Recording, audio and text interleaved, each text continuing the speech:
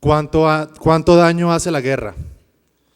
Las vidas que se pierden, las heridas que se sufren, los años que se sacrifican en el secuestro, las cosas que se destruyen, las inversiones que se dejan de hacer, el daño que se causa en el medio ambiente. ¿Cuánto daño hace la guerra? Pero quizá uno de los mayores daños es el que afecta a la moral, el espíritu de una nación, de un pueblo entero. La guerra paraliza la esperanza y aviva, en cambio, emociones negativas como el odio, el miedo o la venganza. La guerra nos hace mirar al otro, al que está al lado nuestro, con desconfianza, con recelo y con prevención. La guerra oscurece el alma.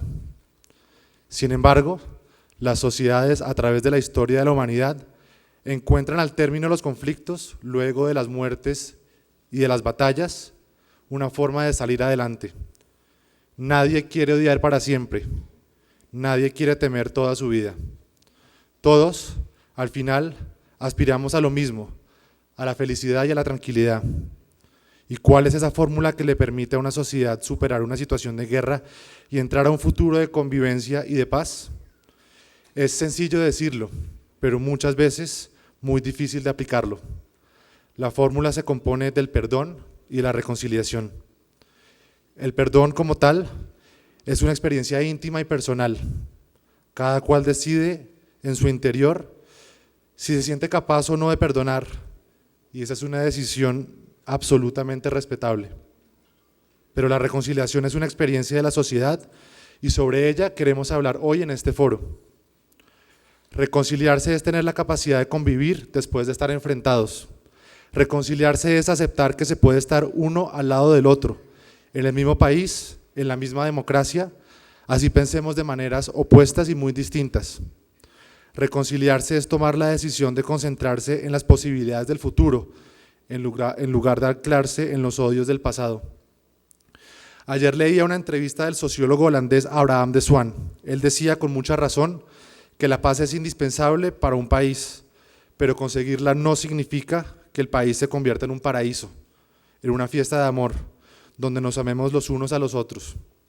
Significa, y lo cito, que van a resolver sus conflictos sin violencia, que van a respetar el imperio de la ley, que tienen que respetar cierto código de cortesía para estar en un espacio con una misma persona, para vivir junto a gente que a uno no necesariamente le agrada. De esto se trata reconciliarnos, de convivir entre diferentes.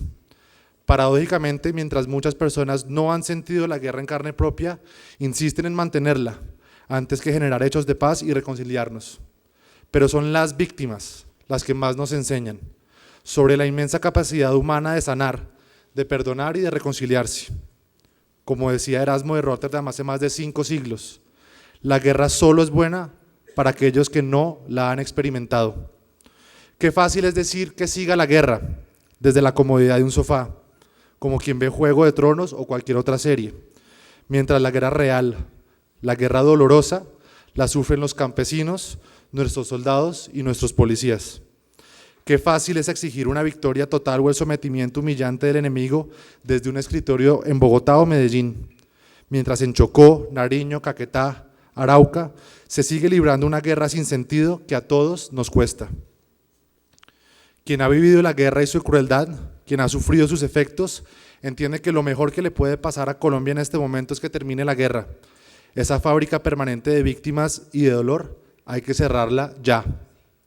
Hoy nos acompañan, y es un honor tenerlos con nosotros, varios colombianos que han sido víctimas del conflicto y que nos hablarán de sus propias experiencias. Ellos representan el dolor de víctimas de nuestro conflicto armado, cerca de 8 millones de ellas, que han sufrido la muerte de sus seres queridos, la mutilación de sus cuerpos, el secuestro, el despojo y el destierro de sus tierras.